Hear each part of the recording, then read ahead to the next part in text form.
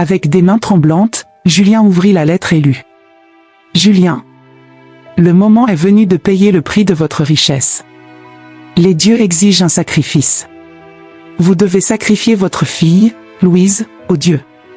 Si vous ne le faites pas, vous perdrez toute votre richesse. Il était une fois, dans un village lointain, un jeune homme nommé Julien.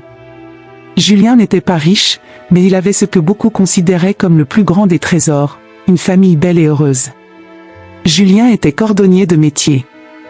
Chaque matin, il se rendait à l'atelier de Maître Pierre, le cordonnier le plus réputé du village, pour y travailler.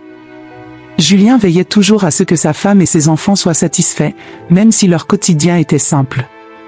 La femme de Julien, Clara, était d'une beauté éblouissante. Elle travaillait comme vendeuse de fleurs et de herbes aromatiques au marché du village.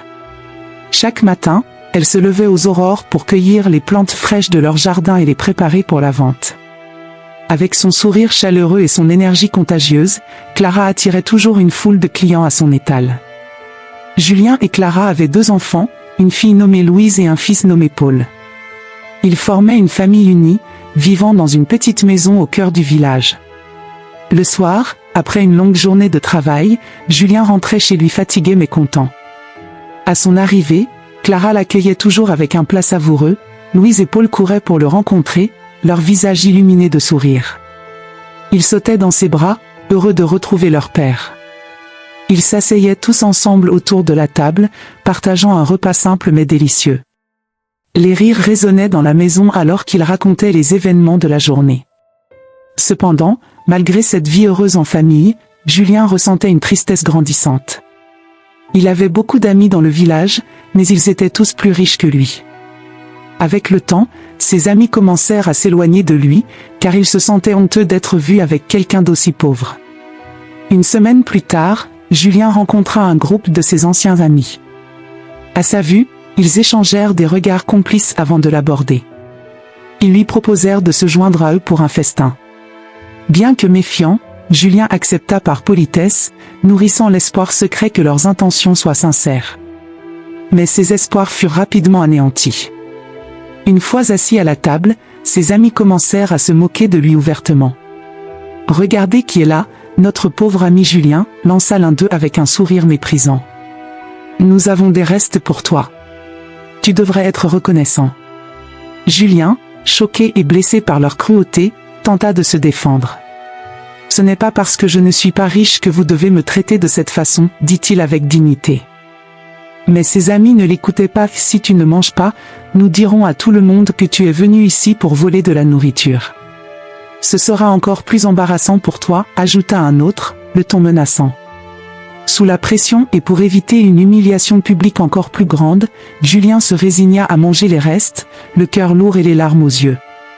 Après ce moment pénible, Julien quitta la fête en hâte et rentra chez lui, le cœur lourd de trahison et d'humiliation. À son arrivée, Clara, Louise et Paul l'accueillirent avec inquiétude. Julien leur raconta les événements avec une voix tremblante de tristesse. Clara prit ses mains dans les siennes, le regard empreint de tendresse et de compréhension. Malgré les mauvais traitements infligés par ses anciens amis, Julien persévérait dans son travail pour subvenir aux besoins de sa famille. Sa réputation de travailleur acharné se répandit dans le village. Il accepta divers emplois dans plusieurs ateliers, même si certains maîtres cordonniers profitaient de sa situation et ne le payaient pas toujours à la hauteur de ses efforts. Parfois, il devait aussi réaliser des tâches dégradantes, telles que nettoyer des toilettes ou ramasser des ordures. Chaque jour, Julien se déplaçait de maison en maison, nettoyant et ramassant, tout en gagnant très peu d'argent pour l'énorme effort fourni. Il acceptait ces conditions avec résignation, sachant que chaque centime était précieux pour sa famille. À la fin de chaque journée, il était complètement épuisé, ses mains rougies et son dos courbé par la fatigue. Le temps des récoltes approchait, et il voyait en cela une occasion en or pour améliorer sa situation financière. En voyant la prospérité que pouvait apporter cette saison, il décida de se tourner vers le prêteur du village, un homme réputé pour sa richesse et son influence. Le prêteur, Monsieur Beaulieu, était un personnage imposant dont la maison était la plus grande du village. Elle se trouvait au bout de la rue principale, entourée de jardins soigneusement entretenus. Julien se rendit donc à la demeure de Monsieur Beaulieu un matin d'automne, espérant que la chance lui sourirait. Lorsque Julien arriva à la maison du prêteur, il fut accueilli par un majordome qui l'invita à patienter dans un salon richement décoré. Les murs étaient ornés de tapisseries coûteuses, et des meubles en bois précieux étaient disposés avec soin. Julien observa la pièce avec un mélange d'émerveillement et de nervosité. Ce n'était pas le genre d'endroit où il se sentait habituellement à l'aise.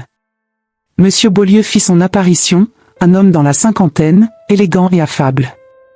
Il salua Julien d'un sourire courtois. « Bonjour, monsieur Julien, je suis ravi de vous rencontrer. Que puis-je faire pour vous aujourd'hui ?»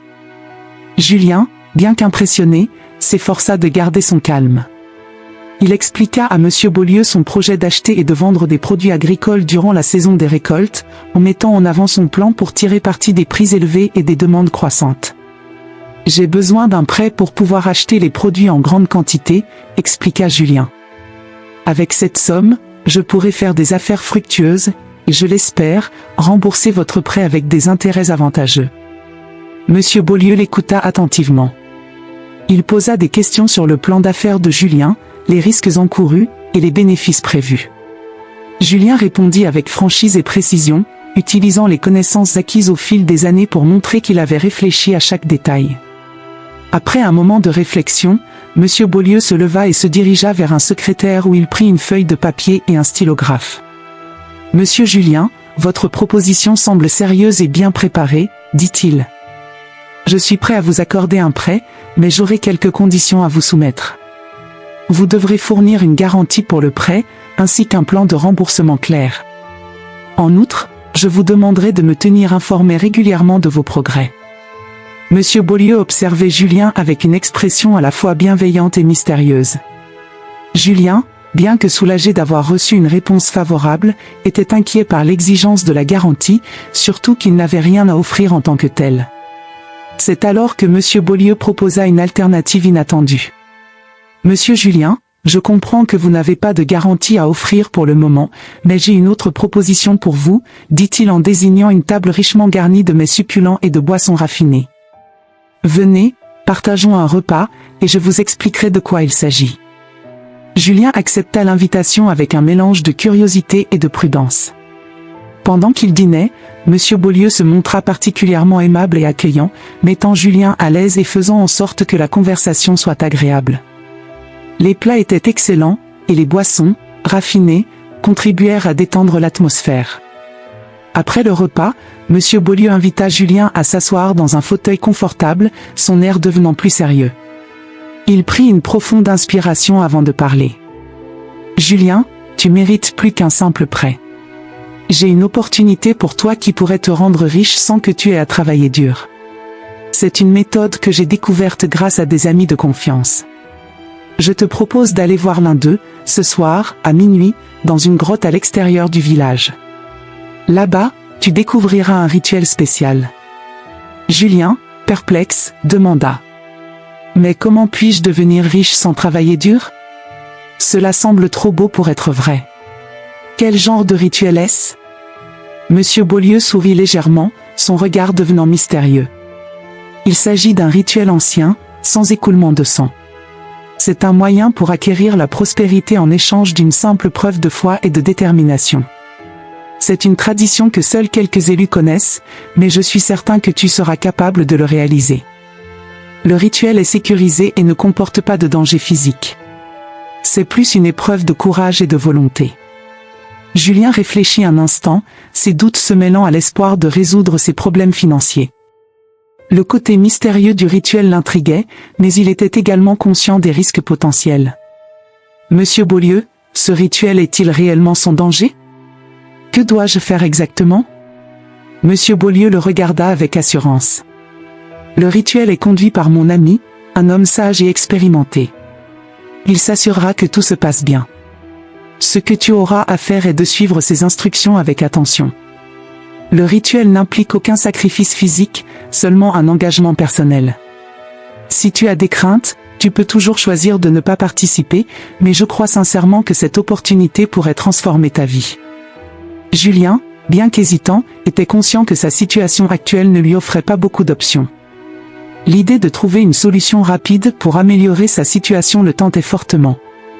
Il décida donc de se lancer dans cette aventure, espérant que ce rituel mystérieux pourrait réellement lui offrir la chance qu'il cherchait. Très bien, Monsieur Beaulieu. Je participerai au rituel. Je vous remercie pour cette opportunité. Monsieur Beaulieu hocha la tête avec satisfaction. Excellente décision, Julien. Va à la grotte ce soir, à minuit, comme convenu. Mon ami t'attendra et t'aidera à accomplir ce rituel. Je suis persuadé que tu en sortiras enrichi de bien plus que tu ne l'imagines. En rentrant chez lui, Julien était envahi par des pensées conflictuelles. Le poids de l'offre de Monsieur Beaulieu pesait lourdement sur son cœur. Il avait du mal à concilier l'attrait d'une richesse rapide avec ses inquiétudes concernant le rituel mystérieux. Lorsqu'il entra dans la maison, Clara, sa femme, remarqua immédiatement son air préoccupé. Elle se précipita vers lui, les yeux écarquillés de surprise. « Julien, que se passe-t-il? Pourquoi as-tu l'air si troublé ?» Julien s'assit avec un soupir, essayant de trouver les mots justes pour expliquer la situation. « Clara, Monsieur Beaulieu m'a fait une offre pour acquérir une richesse facilement. Il m'a proposé un prêt pour la saison des récoltes, mais comme je n'avais pas de garantie, il m'a suggéré une autre option. Il m'a invité à participer à un rituel dans une grotte ce soir à minuit. Il dit que cela pourrait me rendre riche sans que je doive travailler dur. Il m'a assuré que le rituel ne comporte aucun risque physique, juste une preuve d'engagement personnel. » Clara écouta attentivement, son visage se remplissant d'inquiétude au fur et à mesure que Julien parlait. « Julien, cette offre semble trop belle pour être vraie, dit-elle finalement avec une inquiétude palpable. Les richesses faciles apportent souvent plus de problèmes que de bénéfices. Tu dois être extrêmement prudent. Je suis inquiète pour toi. Ces rituels ont une réputation ambiguë, et je crains que tu te retrouves dans une situation encore plus compliquée que celle dans laquelle tu te trouves déjà. » Julien se passa une main dans les cheveux, déchiré entre son désir de saisir l'opportunité et ses craintes. Il avait longuement réfléchi aux difficultés qu'il avait endurées, et l'idée d'une solution rapide était tentante. La tentation d'une vie facile était difficile à résister. Au coucher du soleil, Julien prit sa décision. Il décida d'accepter l'offre de Monsieur Beaulieu, espérant que cela apporterait la prospérité à sa famille. Il se tourna vers Clara, la regardant droit dans les yeux. « Clara, j'ai pris ma décision. J'irai à la grotte ce soir à minuit. » Clara, bien que remplie d'inquiétude, savait que Julien avait déjà fait son choix. Elle lui prit la main, la serra doucement et murmura. « Julien, sois prudent. Promets-moi que tu resteras vigilant et que tu reviendras sain et sauf. » Julien acquiesça, touché par la sollicitude de sa femme. Il passa le reste de la soirée à préparer ce dont il pourrait avoir besoin, tout en réfléchissant à ce qui l'attendait. Lorsque l'horloge sonna 11 heures, il embrassa Clara, lui promettant de revenir rapidement. Il sortit de la maison, son cœur battant la chamade, et se dirigea vers la grotte située à l'extérieur du village. La nuit était sombre et silencieuse, seulement éclairée par la lumière pâle de la lune. Plus il approchait de la grotte, plus son appréhension grandissait. Finalement, il arriva à l'entrée de la grotte, où il fut accueilli par un homme en robe sombre, dont le visage était à moitié caché par une capuche. « Tu dois être Julien, » dit l'homme d'une voix grave. « Je suis Lucien, l'ami de Monsieur Beaulieu. Suis-moi, et je t'expliquerai ce que tu dois faire. » Julien suivit Lucien à l'intérieur de la grotte. La lumière des torches accrochées aux parois projetait des ombres dansantes, créant une atmosphère à la fois mystique et inquiétante. Ils marchèrent pendant quelques minutes jusqu'à atteindre une salle souterraine où un cercle de bougies était disposé autour d'un autel en pierre. « Ce rituel est ancien et sacré, » commença Lucien. « Il te demandera de faire preuve de courage et de détermination. Tu devras répéter les paroles que je te dirai, et poser tes mains sur l'autel. En échange de ta foi et de ton engagement, la prospérité te sera accordée. » Julien, bien qu'hésitant, fit ce qui lui était demandé. Il répéta les paroles, ressentant une énergie étrange parcourir son corps lorsqu'il posa ses mains sur l'autel. La lumière des bougies sembla s'intensifier, et il sentit une chaleur envahir ses mains et se répandre dans tout son être. Lucien posa sa main sur la tête de Julien et déclara d'une voix solennelle. « Tu as été choisi. Les dieux te donneront des richesses, mais souviens-toi qu'il y a toujours un prix à payer. Sois sage et utilise ta richesse pour faire le bien. Avec ces mots, le rituel fut terminé. Lucien tendit à Julien un sac d'argent. Ce n'est que le commencement de ta richesse. Pars maintenant et prends soin de ta famille.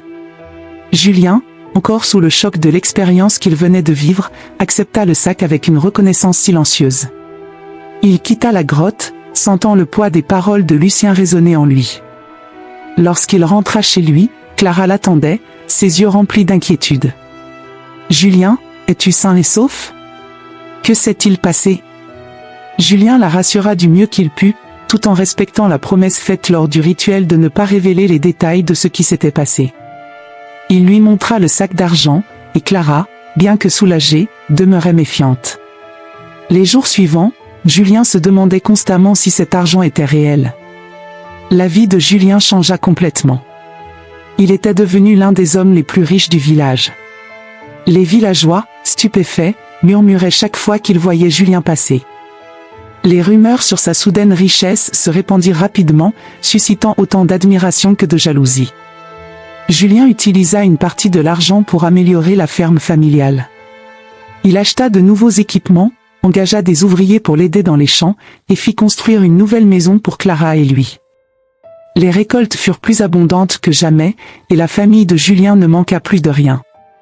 Malgré cette prospérité, Julien ne pouvait se départir d'une certaine inquiétude. Les paroles de Lucien résonnaient encore dans son esprit, il y a toujours un prix à payer. Cette pensée le hantait jour et nuit. Il savait que pour maintenir sa richesse, il devait rester vigilant et utiliser son argent à bon escient. Au cours des semaines suivantes, les anciens amis de Julien, ceux qui l'avaient autrefois humilié, commencèrent à lui rendre visite. Ils le complimentaient sur sa réussite et l'invitaient à divers événements, espérant profiter de sa générosité. Julien, bien que conscient de leurs intentions, choisit de ne pas les repousser immédiatement. Il voulait croire en la possibilité de réconciliation et de changement. Le lendemain, alors qu'une fête battait son plein chez Julien, il surprit une conversation entre Antoine et d'autres anciens camarades. Caché derrière une porte, il entendit Antoine dire « Julien est naïf. Avec un peu de flatterie, nous pourrons obtenir tout ce que nous voulons de lui. » Cette trahison éclata comme un coup de tonnerre dans le cœur de Julien. Il entra dans la pièce, le visage sombre et déterminé. « Antoine, toi et les autres, vous pouvez partir. Vous n'êtes pas les bienvenus ici si votre seul intérêt est ma richesse, déclara-t-il fermement. Les invités, surpris et embarrassés, quittèrent la maison sans un mot. Les jours passèrent, et la richesse de Julien ne cessait de croître. Il investit dans de nouvelles terres, agrandissant son domaine et diversifiant ses activités. Il acheta des vignobles, des vergers, et même des moulins, devenant un pilier économique du village. Chaque investissement se révélait fructueux, augmentant encore plus sa fortune. Les villageois, de plus en plus curieux, se demandaient comment Julien avait pu accumuler une telle richesse en si peu de temps. Les rumeurs allaient bon train, certains parlant de trésors cachés, d'autres de pactes mystérieux.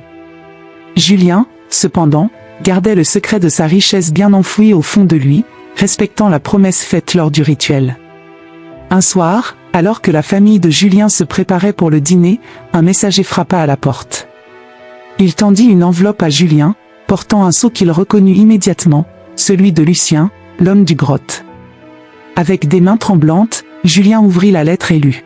« Julien, le moment est venu de payer le prix de votre richesse. Les dieux exigent un sacrifice. Vous devez sacrifier votre fille, Louise, aux dieux. Si vous ne le faites pas, vous perdrez toute votre richesse. Lucien. » Cette nuit-là, Julien ne put trouver le sommeil. Clara, remarquant son trouble, lui demanda ce qui n'allait pas. Incapable de cacher la vérité, Julien lui montra la lettre. Clara pâlit en la lisant, ses yeux se remplissant de larmes. « Julien, il doit y avoir un autre moyen. Nous ne pouvons pas sacrifier Louise, notre propre fille, dit-elle avec désespoir. Je sais, Clara. Mais si nous ne le faisons pas, nous perdrons tout. Nous devons trouver une solution, répondit Julien, la voix tremblante. Le lendemain matin, Julien se rendit à la grotte où vivait Lucien. Le cœur lourd, Il entra dans l'obscurité, guidé par la faible lueur d'une torche. Lucien l'attendait, un sourire sinistre sur les lèvres. « Julien, tu sais pourquoi tu es ici. Les dieux ont parlé. Le sacrifice doit être fait, dit Lucien d'une voix froide. Il doit y avoir un autre moyen. Je suis prêt à tout donner, tout abandonner, mais pas ma fille, répondit Julien désespérément. Lucien secoua la tête. Les dieux ne veulent pas ton argent. Ils veulent une vie. Ta richesse a un prix, et ce prix est Louise, déclara-t-il sans pitié. Julien regarda Lucien avec une détermination renouvelée. Je ne sacrifierai pas ma fille, déclara-t-il fermement. Je renonce à ma richesse. Je veux qu'elle soit heureuse et en sécurité. Lucien haussa un sourcil, surpris par la détermination de Julien. Très bien, dit-il, un sourire en coin. Si tu es prêt à renoncer à tout, les dieux pourraient accepter ce sacrifice. Julien sentit un poids énorme se soulever de ses épaules. Merci, murmura-t-il, soulagé. Il retourna chez lui, décidé à informer Clara de sa décision. Ce soir-là, Julien rassembla sa famille. Clara, Louise et Paul, j'ai pris une décision, annonça-t-il. Nous allons renoncer à notre richesse. Nous quitterons cette maison et nous commencerons une nouvelle vie, loin des exigences des dieux et de Lucien. Clara prit la main de Julien et la serra. Je te soutiendrai, quoi qu'il arrive, dit-elle avec amour. Les jours suivants furent marqués par des adieux et des préparatifs. La famille empaqueta quelques affaires essentielles et quitta leur demeure luxueuse pour s'installer dans une modeste maison à la campagne. Julien trouva du travail comme fermier, et Clara commença à coudre et vendre des vêtements pour aider à subvenir aux besoins de la famille. Malgré les défis, ils trouvaient un nouveau bonheur dans leur simplicité retrouvée. Un soir, alors qu'ils étaient assis autour de la table, partageant un repas simple mais délicieux, Julien se tourna vers sa famille avec un sourire sincère. « Nous avons peut-être perdu notre richesse, mais nous avons gagné quelque chose de bien plus précieux, la paix et l'amour. » Clara sourit en retour, et Louise éclata de rire, insouciante et heureuse. Malgré les sacrifices, la famille avait trouvé un nouveau départ, prouvant que la véritable richesse ne réside pas dans l'or et l'argent, mais dans les liens qui unissent ceux que l'on aime. Ainsi se termine l'histoire de Julien, Clara et Louise. Leur voyage nous rappelle que parfois, il faut tout perdre pour découvrir ce qui compte réellement, l'amour, la famille et la paix intérieure. Dans les moments les plus sombres, les choix les plus difficiles peuvent mener à la lumière la plus éclatante. Merci de nous avoir accompagnés dans cette aventure, et souvenez-vous, chaque fin est un nouveau commencement. Restez connectés pour de nouvelles histoires sur Histoire ancestrale.